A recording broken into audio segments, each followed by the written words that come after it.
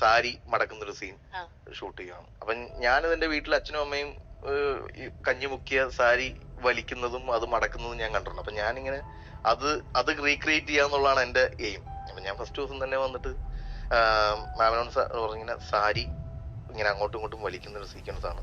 അതിങ്ങനെ വലിച്ച് മാമിനൊന്ന് ഇങ്ങനെ ചേർത്ത് പിടിക്കണം, എന്നിട്ട് ഒരു കുസൃതി കാണിച്ചിട്ട് അതിങ്ങനെ മടക്കി വെക്കുന്ന ഒരു രീതി.